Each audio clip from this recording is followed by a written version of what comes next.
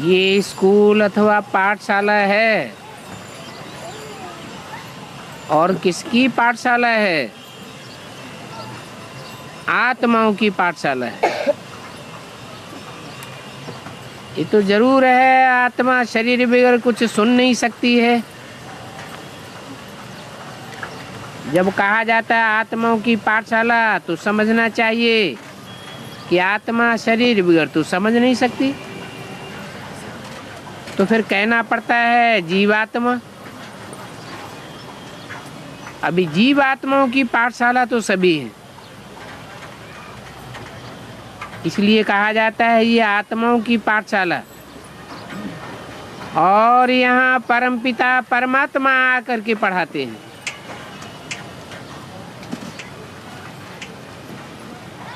वो है जिस्मानी पढ़ाई, और ये है रूहानी पढ़ाई जो कि बेहद का बाप आकर के पढ़ाते हैं। तो ये हो गई गॉड फादरली यूनिवर्सिटी। इसलिए भगवान वाच है, परंतु ये कोई भक्ति मार्ग नहीं है। ये तो पढ़ाई है।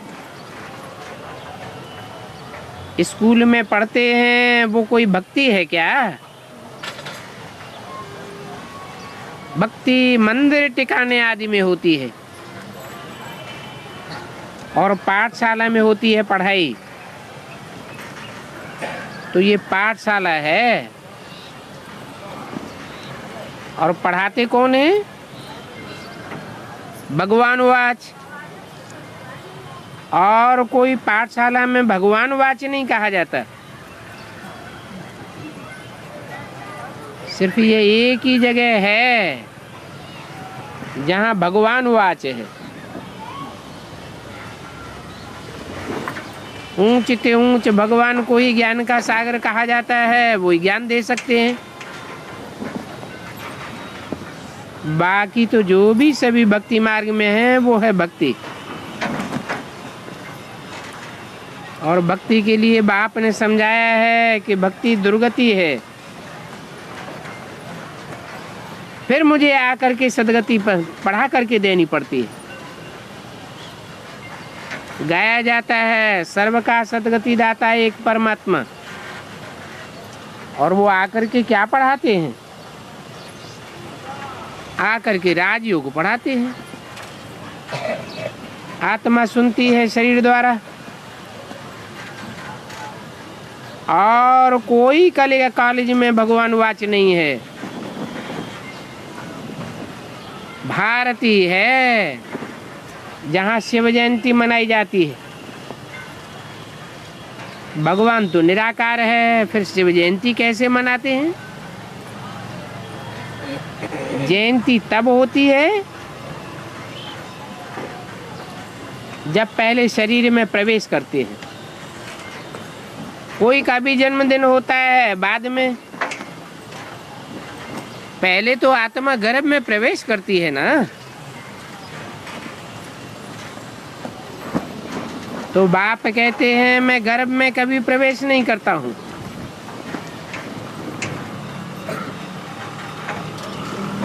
तुम सभी गर्भ में प्रवेश करते हो, और 84 जन्म लेते हो गर्भ से। सबसे जास्ती 84 जन्म यह लेते हैं जिन्हें लक्ष्मी नारायण कहा जाता है। 84 जन्म लेकर फिर छावरा गाँव रे का छोड़ा बनते हैं।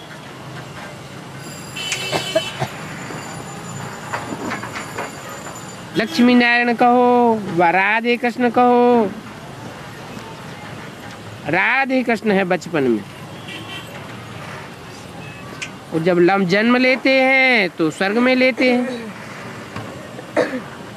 इसको वैकुंठ कहा जाता है। पहला नंबर जन्म इनका है, तो 84 जन्म भी यही लेते हैं।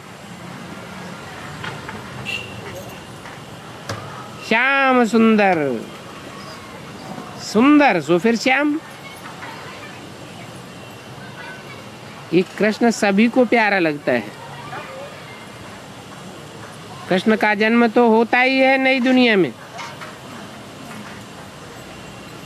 फिर पुनर्जन्म लेते लेते आकर पुरानी दुनिया में पड़ते हैं, पतित बन जाते हैं। फिर पतित सो पावन, पतित श्याम, पावन सुंदर। ज्ञान शिक्षा पर बैठने से पावन बनते हैं और काम शिक्षा पर बैठने से पतित बनते हैं। बाप समझाते हैं इस समय सभी काम शिक्षा पर बैठ काले हो गए। एक काम चिता पर बैठ जलने से काले हो जाते हैं ना, इनको कहा जाता है काम अग्नि। जिस अग्नि में जलते रहते हैं और जलते जलते श्याम हो जाते हैं, फिर सुंदर बनना है। तो ये सारा खेल ऐसा ही बना हुआ है। भारत पहले पहले है सतो प्रधान अर्थात सुंदर, फिर अभी काला हो गया है। बाप कहते हैं इतनी सभी आत्माएं मेरे बच्चे हैं। 500-700 करोड़ आत्माएं सभी काम चिता पर बैठ करके जल करके काले हो गए। मैं आकर के सभी को वापस ले जाता हूँ। ये सृष्टि चक्र ही ऐसा है। फूलों का बगीचा सो फिर कांटों का जंगल बन जाता है। जंगल को बगीचा नहीं कहा जाता है। जंगल में तो जानवर जैसे कि एप्स रहते हैं।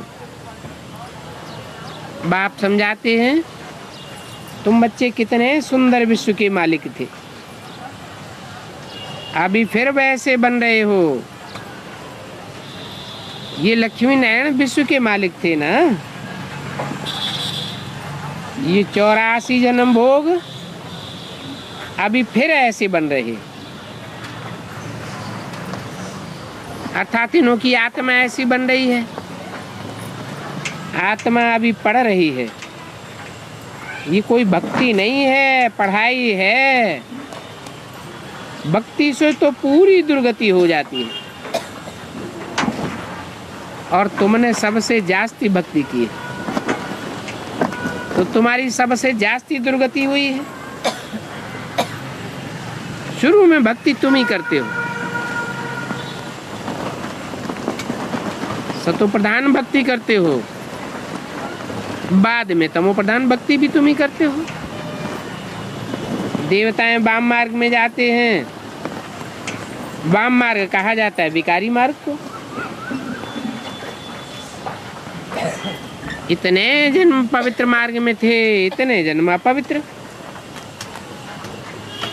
तो वो पवित्र प्रवृत्ति मार्ग वाले। और सन्यासी है निवृत्ति मार्ग वाले। वो कब राजयोग नहीं सिखला सकते। वो तो सुख को काग विष्ठा समान समझते हैं। तुम कहते हो ये सुख है मनुष्यों को कांग विष्ठा समान, अल्पकाल क्षण भंगुर सुख है। सतयुग में तो तुमको इतना अपार सुख मिलता है जो बाप को भी याद करने की दरकार नहीं रहती। गायन भी है ना, दुख में सुमिरन सब करें, सुख में सब करें न कोई। किसका सुमिरन? बाप का सुमिरन। इतने सभी को थोड़ा ही सुमिरन करना है। देवताएं तो कितने ढेर हैं, भक्ति मार्ग में कितने सुमिरन करते हैं, जानते तो कुछ भी नहीं। कृष्ण कब आया, वो कौन है, कुछ भी पता नहीं। कृष्ण और नारायण में भी भेद क्या है ये भी कोई नहीं जानते। शिव बाबा है ऊंचे ते ऊंचे, फिर उनके नीचे ब्रह्मा, विष्णु, शंकर।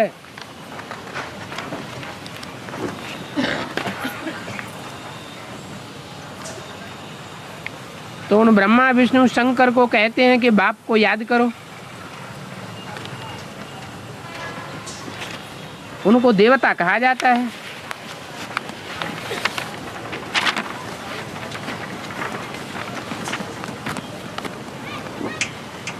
अट्ठाईस अप्रैल सन 68 की वाणी का दूसरा पेज। यहाँ के जंगली लोग तो सभी को भगवान कह देते हैं, भगवान सर्वव्यापी है। बाप कहते हैं ये सर्वव्यापी तो माया के 5 विकार हैं।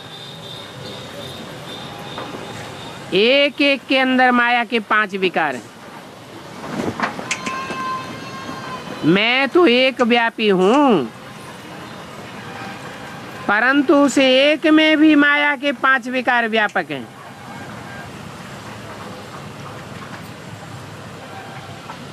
सत्युग में तो कोई विकार नहीं होता। मुक्तिधाम में भी आत्माएं पवित्र रहती हैं, अपवित्रता की वहां कोई बात ही नहीं। तो ये रचयिता ही आकर के अपना परिचय देते हैं, रचना के आदि मध्य अंत का राज भी समझाते हैं। अर्थात तुम बच्चों को आस्तिक बनाते हैं। जो जानते हैं वो आस्तिक हैं, जो नहीं जानते हैं वो नास्तिक। बाकी दुनिया में तो सभी नास्तिक ही नास्तिक हैं। तुम भी एक ही बार आस्तिक बनते हो। ये तुम्हारा देवताओं का जीवन बनता है उत्तम, गाया भी जाता है मनुष्य जीवन दुर्लभ है। वास्तव में दुर्लभ मनुष्य जीवन तो ये संगम युग में है, जबकि तुम मनु की संतान बनते हो। मनु अर्थात ब्रह्मा। अभी तुम्हारा कौड़ी जैसा जीवन है, फिर हीरे जैसा हो जाता है। और ये बात भी तुम्हारी बुद्धि में है। कलयुग के अंत में है कौड़ी जैसा जीवन, और फिर पुरुषोत्तम संगम युग पर हीरे जैसा जीवन बनता है।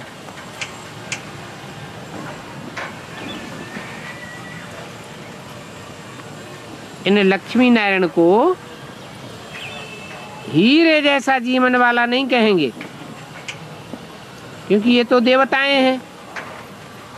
तुम तो ब्राह्मण बनते हो, और ब्राह्मण तो भगवान बाप को पहचानते हैं। तुम्हारा हीरे जैसा जन्म है, और तुम ही ईश्वरीय संतान हो। यहाँ तुम कहते हो हम ईश्वर के संतान हैं, ये दैवी संतान है। कौन? किनको दैवी संतान कहें, किनको ईश्वरीय संतान कहें? पहले दैवी संतान कौन है? सतयुग के लक्ष्मी नारायण को कहेंगे ये पहले दैवी संतान है, और उनको जन्म देने वाले ईश्वरीय संतान हैं। तो यहाँ तुम कहते हो हम ईश्वरीय संतान हैं, तुम डायरेक्ट नर से नारायण बनते हो। कहते हो ईश्वर हमारा बाप है, वो हमको पढ़ाते हैं, क्योंकि वो ज्ञान का सागर है ना। राजयोग सिखाते हैं। गीता में जो भगवान वाच है वो तो भगवान वाच ही रंग हो गया, क्योंकि नाम कृष्ण का डाल दिया। कृष्ण का नाम डालने से गीता को बिल्कुल ही खंडन कर दिया है। उसमें नाम होना चाहिए शिव बाप का। बाप के बदली फिर नाम दे दिया है पतित को पावन जिसको बनाते हैं उनका।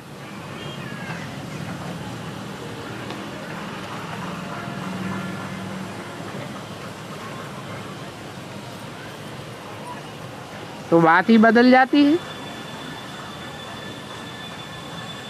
तुम कहेंगे ये तो कृष्ण के आत्मा की बात है। अरे कृष्ण तो सतयुग में था, फिर तो उनका नाम रूप सभी बदल जाता है। उन्होंने नाम कृष्ण भगवान लिख दिया है। वास्तव में कृष्ण तो होता है बैकुंठ में। वहां ये राज्य कहाँ से आया? ये तो सभी नई बातें हैं। ये ज्ञान एक ही बार मनुष्यों को मिलता है। जो पास्ट हुआ द्वापर से कलयुग तक, वो सभी भक्ति है। ज्ञान तो तुमको एक ही बार मिलता है पुरुषोत्तम संगम युग पर। यह है उत्तम से उत्तम बनने का युग। ये कलयुग और सतयुग के बीच का युग है, जिसको दुनिया में कोई भी नहीं जानते। तो जैसे समझो कि सभी कुंभकर्ण की नींद में सोए पड़े हैं, सब कब्र दाखिल हैं, सभी का विनाश सामने खड़ा है।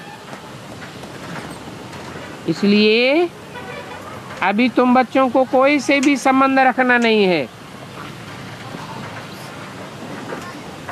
गीत भी है अंतकाल जो स्त्री सिमरे। अंतकाल में अगर शिव बाबा को सुमरे तो नारायण की तरह बल बल अवतरे राजाई कुल में। सिवाय भगवान के और कोई को याद किया तो बल बल मनुष्य जू में अवतरे। ये सीढ़ी बहुत अच्छी समझने की है। हम कैसे 84 जन्म लेते हैं, सीढ़ी में लगा हुआ है। हम तो देवता थे, फिर हम सो क्षत्रिय, फिर वैश्य, फिर शूद्र बने। ये अक्षर है ना, ये निशानी दी हुई है। ये रावण राज्य है, इनको शैतानी राज्य भी कहा जाता है। जो भी शास्त्र सिखलाने वाले हैं वो सब दुर्गति को पाते हैं। कितने ढेर के ढेर गुरु हैं। स्त्री को कहते हैं तुम्हारा पति ही गुरु है। फिर पति को छोड़ निवृत्ति मार्ग वाले सन्यासियों को क्यों गुरु अपनाती है? निवृत्ति मार्ग वाले सन्यासी जो अपनी स्त्री को छोड़ करके विधवा बनाए देते हैं, बच्चों को आर्फन बनाए देते हैं, ऐसे को फिर गुरु बनाने से क्या फायदा होगा? उनसे तुमको दीक्षा लेनी होगी। कफनी पहन माथा मुड़ाकर सन्यासी बनो, तब तुम उनके फॉलोअर्स कहे जाओ। कहलावे सन्यासी का फॉलोअर और कहे रहे गृहस्थ में, तो फिर फॉलोअर कैसे ठहरा? ये सभी नॉनसेंस बातें हैं। कुछ भी अकल नहीं है, बिल्कुल ही पत्थर बुद्धि है। तो क्या ये गुरु लोग तुमको पारस बुद्धि बनावेंगे? वो तो प्रवृत्ति मार्ग को मानते ही नहीं। इनका तो धर्म ही अलग है। अपना आदि सनातन देवी देवता धर्म भूल गए और धर्मों में फंस पड़े हैं। नाम कह दिया हिंदू धर्म। अब ये हिंदू धर्म तो है ही नहीं, ये तो हिंदुस्तान का नाम है। परंतु इतने पत्थर बुद्धि है, बंदर बुद्धि बन गए, कुछ भी समझते नहीं। रावण बुद्धि भी इनको कह सकते हैं। और कहते भी कौन है? भगवानुवाच। भगवान कहते हैं ये सभी जंगली जानवर बंदर बन गए। अभी हमने इन बंदरों की सेना ली है। ये सारी दुनिया लंका है रावण की। रावण का राज्य है, बाकी सोने की लंका कोई थी नहीं। ये रावण राज्य शुरू होता है द्वापर से। जब रजोगुणी होते हैं तो रावण राज्य शुरू होता है। बाकी सब भक्ति मार्ग के गपोड़े। बाप समझाते हैं, तुम कितने गपोड़ा सुनते आए हो? कहते हैं कल्प लाखों वर्ष का है, मनुष्य 84 लाख जन्म लेते हैं। बाप कहते हैं अपने से भी जास्ती मेरी ग्लानि कर देते हैं। अपने लिए तो 84 लाख जन्म कहते हैं और मुझे तो कण कण भीतर भीतर में ठोक दिया है। 28 अप्रैल 1968 की वाणी का 3रा पेज। ऐसे कहने वाले अपकारी मेरी निंदा करने वाले हैं। ऐसी निंदा करने कराने वालों पर भी मैं उपकार करता हूं।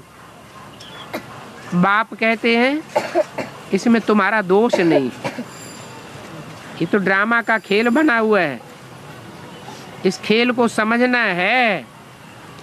सतयुग आदि से लेकर के कलयुग अंत तक ये ड्रामा बना हुआ है और ये चक्र फिरता ही रहता है। ये सिवाय बाप के और कोई समझाए भी नहीं सकता। ये बाप है सभी आत्माओं का बाप। वो आकर के शरीर में प्रवेश करते हैं, गर्भ में प्रवेश नहीं करते हैं। तुम सभी ब्रह्मा कुमार कुमारियां हो, तुम ब्राह्मण हो, ईश्वरीय संतान, तुम ईश्वरीय परिवार में बैठे हो। सतयुग में होगा दैवी परिवार, इस पुरुषोत्तम संगम युग पर होता है ईश्वरीय परिवार। बाप संभालते भी हैं, नहीं तो ईश्वरीय परिवार कैसे कहा जाए। पढ़ाते भी हैं, फिर गुलगुल बना करके साथ में ले जावेंगे, डर्टी ब्रूट से देवता बनाए देते हैं। डर्टी ब्रूट को असुर डेविल कहा जाता है। सभी हैं आसुरी संप्रदाय और सतयुग में होते हैं दैवी संप्रदाय, कलयुग में है आसुरी संप्रदाय। फिर बाप आकर आसुरी से दैवी संतान बनाते हैं, दैवी संप्रदाय बनते हो। अभी तुम पढ़ते हो मनुष्य से देवता बनने के लिए। ग्रंथ में भी है, मानुष्य से देवता किए करतन लागी बार, इसलिए इनको जादूगर कहा जाता है। मनुष्य से देवता बनाने में कितना टाइम लगता है? ब्रह्मा तो दाढ़ी मूछ वाला मनुष्य है ना। दाढ़ी मूछ वाले मनुष्य से देवता बनने में कितना टाइम लगता है? 1 सेकंड लगता है। तो जादू हुआ ना। नरक को स्वर्ग बनाना ये जादू का खेल है। बुद्धि में बात बैठनी चाहिए क्या कि नर जो कुछ करता है वो नरक बनता है और स्वस्थिति में सदैव रहने वाला जो कुछ करता है उससे स्वर्ग बनता है। स्वर्ग को नरक बनने में 84 जन्म, फिर नरक से स्वर्ग बनने में 1 सेकंड लगता है। सिर्फ निश्चय बुद्धि बनने की बात है। अटल निश्चय बुद्धि बन जाए तो फिर क्या, 1 सेकंड में जीवन मुक्ति। मैं आत्मा हूं, आत्मा को भी जान लिया, बाप को भी जान लिया, और तो कोई ये नहीं जानते कि आत्मा क्या चीज है। तुम 100% देवता बुद्धि थे, अभी फिर 100% डफर बुद्धि बन पड़े। भगवान वाच, इन सन्यासियों आदि जिनको पूजते हैं सभी हिरण्यकश्यप जैसे डफर बुद्धि हैं, और तुमको भी डफर बुद्धि बनाई दिया है। अनेक गुरु है ना, सदगुरु तो एक ही होता है। कहते भी हैं सदगुरु अकाल, उसको काल खाते कोई देख नहीं पाता। परमपिता परमात्मा एक ही गुरु है, परंतु वो गुरु तो कितने ढेर हैं और सभी विकारी हैं। निर्विकारी तो कोई है ही नहीं। कहेंगे सन्यासी हैं। नहीं, जन्म तो फिर भी विकार से लेते हैं। उनका जन्म भी तो भ्रष्टाचार से ही होता है। सतयुग में रावण राज्य, वहां तो रावण राज्य नहीं होता है, 5 विकार ही नहीं होते हैं। उनको कहा जाता है संपूर्ण निर्विकारी जीवन। इन देवताओं की सिवाय और कोई को संपूर्ण निर्विकारी नहीं कहा जाता। अभी राजधानी स्थापन हो रही है संपूर्ण निर्विकारियों की। वहां यथा राजा तथा राजा रानी तथा प्रजा सब पवित्र होते हैं। तुम बच्चे यहाँ राजाई की पढ़ाई पढ़ते हो, तुम हो ही राजयोगी। तुम राजयोगी हो, बेहद के सन्यासी हो, वो है हद के सन्यासी, हठ योगी। पहले तो उन्हें में भी ताकत थी, क्योंकि जंगलों में रहते थे। अभी वो ताकत नहीं है, शहरों में घुस पड़े हैं। अभी तो जंगल में रह भी नहीं सकते। विधवा आर्फन बनाने वाले सन्यासियों को फिर भी जाकर के चेले बनते, उनके चेले बनते हैं, उनके पांव धो करके पीते हैं, उनको भगवान गुरु समझ करके पूजते हैं।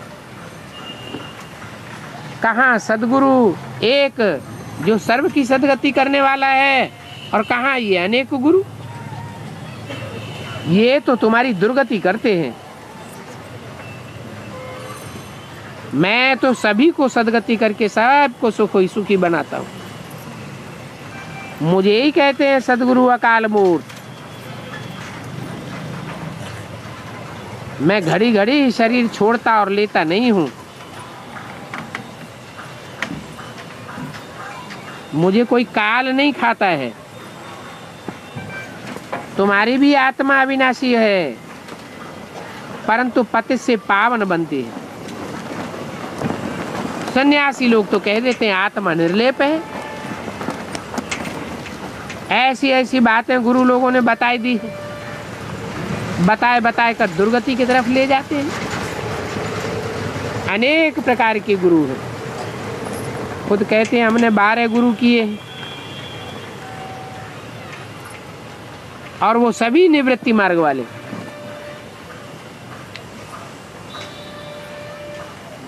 ड्रामा का राज भी बाप ने बताई दिया। रचयिता की रचना के आदि मध्य अंत को नॉलेज बाप आकर के बताते हैं। कोई भी मनुष्य ये नॉलेज समझा ही नहीं सकता। वही ज्ञान का सागर बाप है। वही तुमको मनुष्य देवता बनाने वाला है। डबल सिर ताज बनाते हैं। तुम्हारा जन्म कौड़ी जैसा था, अभी तुम हीरे की जैसी चमक वाले बनते हो। तुम्हारी बुद्धि में हीरे की तरह ज्ञान चमचमाता रहता है। भले दुनिया में अंधकार हो जाता है, परंतु तुम हीरे के मिसल चमचमाते रहते हो।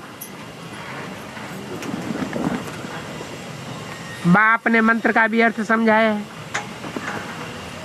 वो तो कह देते हैं आत्मा सो परमात्मा, परमात्मा सो आत्मा।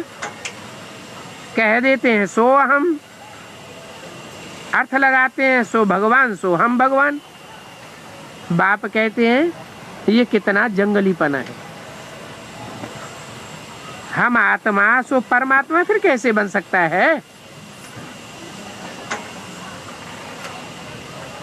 बाप तुमको समझाते हैं तुम आत्मा इस समय सो ब्राह्मण बन रहे हो, फिर हम आत्मा ब्राह्मण से देवता बनेंगे, फिर सो क्षत्रिय सो वैश्य सो शूद्र, फिर ब्राह्मण बनेंगे। सबसे ऊंचा जन्म तुम्हारा है, और ये तुम्हारा ईश्वरीय घर है, ऊंचे ऊंचे परिवार है। तो तुम किसके पास बैठे हो? माता पिता के पास बैठे हो। सभी आपस में भाई भाई हैं।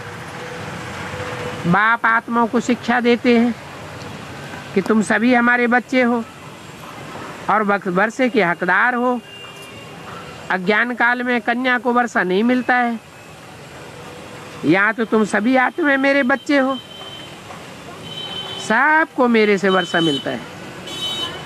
इसलिए परमात्मा बाप से हर एक वर्षा ले सकते हो।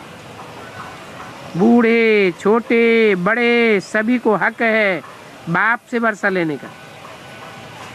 इसलिए बच्चों को भी सिखलाओ, समझाओ, अपन को आत्मा समझ बाप को याद करो।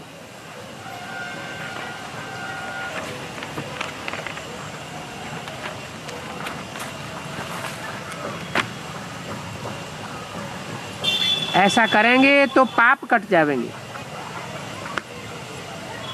28/4/68 की वाणी का चौथा पेज। भक्ति मार्ग वाले इन बातों को कुछ भी समझते नहीं है।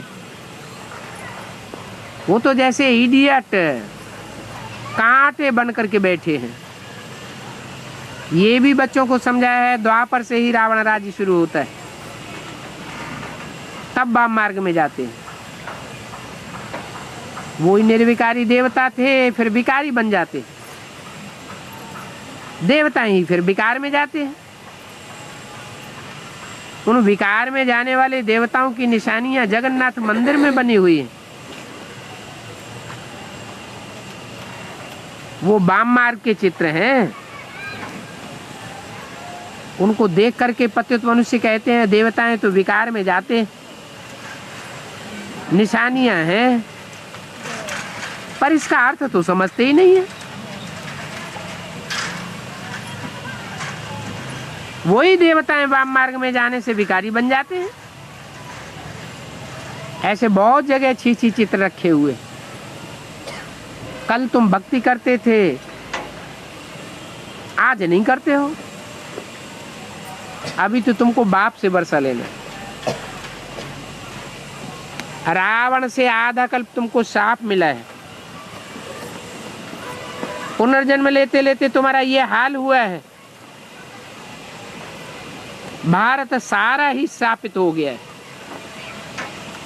रावण श्राप देते हैं, राम वर्षा देते हैं। ये खेल ही इस समय वर्षे का है और श्राप का है।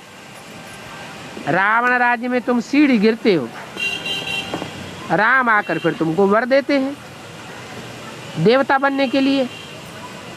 तो रावण राज्य और राम राज्य। रावण राज्य को घोर अंधियारा कहा जाता है, राम राज्य को घोर सोझरा कहा जाता है। चारों ओर रोशनी ही रोशनी हो जाती है। इसलिए शिवरात्रि कहते हैं, रात्रि में आते हैं और सोझरा हो जाता है। कृष्ण की जयंती कही जाती है। कृष्ण की जयंती होती है तो अमृत वेला हो जाती है। शिवरात्रि है कोई जानते भी नहीं है। बाप कहते हैं ये तो घोर अंधियारा है, अर्थात द्वापर से रावण राज्य शुरू होता है, फिर घोर अंधियारे में मैं आता हूँ घोर सोझरा करने के लिए। अज्ञान अंधेर विनाश हो जाता है। भक्ति मार्ग में दर दर भटकने का कितना होता है। गीता की रिजल्ट कुछ भी नहीं दिखाई। दिखाते हैं पिछाड़ी में 4 पांडव बचे, वो भी पहाड़ आदि में जाकर के गल मरे, प्रलय हो गई। ये सभी है मनुष्यों की बनाई हुई भक्ति मार्ग की शास्त्र। ऐसा कुछ होता नहीं है कि सृष्टि खलास हो जावे। मैं तुमको इन सभी वेदों शास्त्रों का सार समझाता हूँ। वास्तव में सुधरे हुए मनुष्यों में 5 पांडवों की गति रीति बताई है। दुनिया में 10 धर्म हैं। 10 धर्मों में से 5 धर्म हैं सुधरने योग्य और 5 धर्म हैं अनसुधरेले। सूर्यवंश, चंद्रवंश, बौद्धि और सन्यासी और सिख ये सुधरने योग्य जातियां हैं। इन धर्मवंशियों को, इन धर्मवंशावलियों को सुधरने का मौका मिलता है। भगवान आकर के सुधारते हैं। तो ये कैटेगरी दिखाई गई। युधिष्ठिर जैसी आत्माओं की कैटेगरी, भीम जैसी आत्माओं की कैटेगरी, अर्जुन जैसी आत्माओं की कैटेगरी। 5 प्रकार के सुधरने योग्य मनुष्य हैं। भक्ति मार्ग में तो देखो कितना भटकाते हैं। मैं तुमको इन्हीं वेद शास्त्रों आदि का सार समझाता हूं,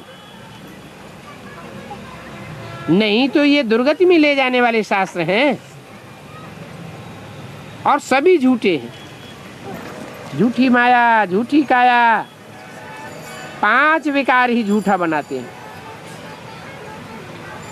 यहां तक कि तुम्हारी आत्मा भी झूठी बन जाती है। साधु संत आदि कुछ भी कहेंगे तो बोलेंगे झूठ। सत्य बतलाने वाला तो सदगुरु एक ही है, बाकी तो सभी झूठ ही झूठ, सत्य की रत्ती नहीं। सदगुरु आधा कल्प के लिए तुम्हें राज्य दे करके जाते।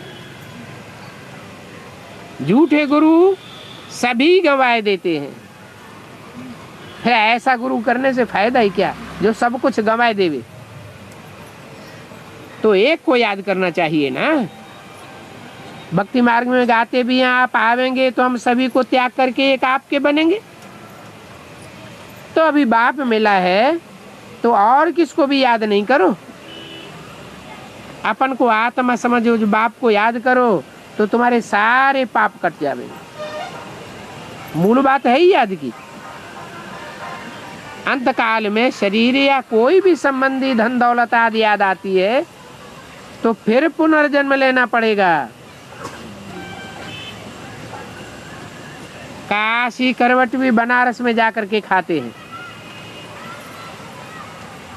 अभी वो बंद कर दिया है। तुमने भी तो काशी करवट खाया है ना।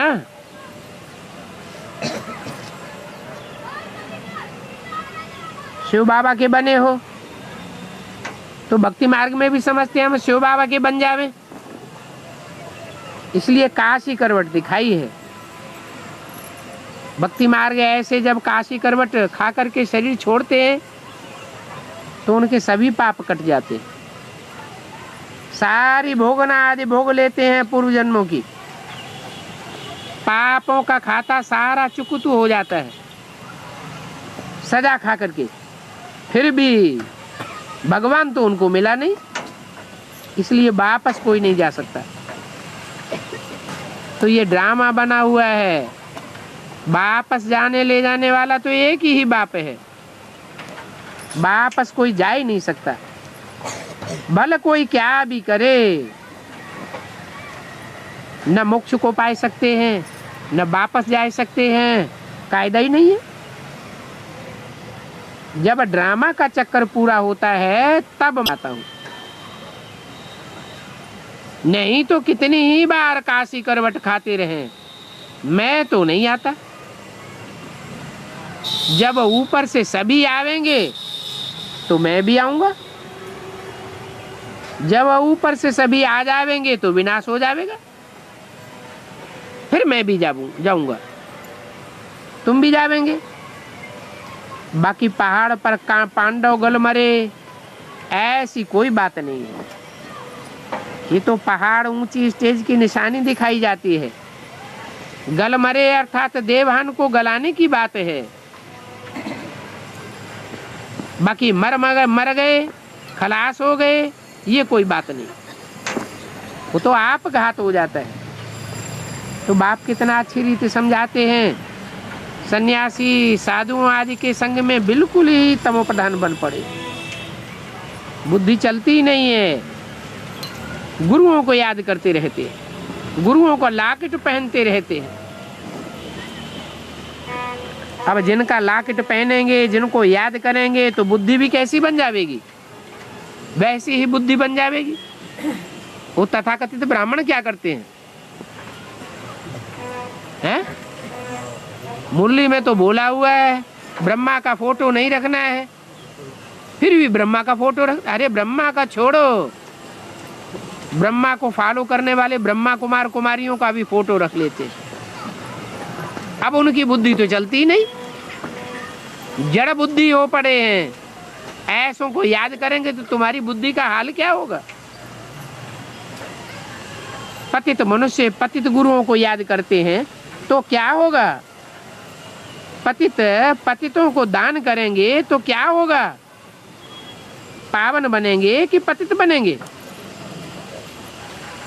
पतित ही बनते जाते हैं, पावन तो कोई बने ही नहीं सकता। तुम जानते हो सर्व की सदगति दाता तो एक ही है, फिर सर्व की दुर्गति दाता तो अनेक हो गए। स्त्री का पति भी गुरु कहते हैं। स्त्रियां निवृत्ति मार्ग वाले सन्यासियों को गुरु क्यों करती हैं? घोर अंधेरा है। इसलिए भगवान वाचे मैं आता हूँ, जिनका साधु नाम है उनका भी मुझे उद्धार करना होता है। इस समय सारी दुनिया में सब पतित हैं, साधु संत महात्मा विद्वान पंडित आचार्य सभी का उद्धार मुझे करना पड़ता है। अच्छा, मीठे मीठे रूहानी बच्चों प्रति रूहानी बाप व दादा का याद प्यार, गुड मॉर्निंग। रूहानी बच्चों को रूहानी बाप की नमस्कार।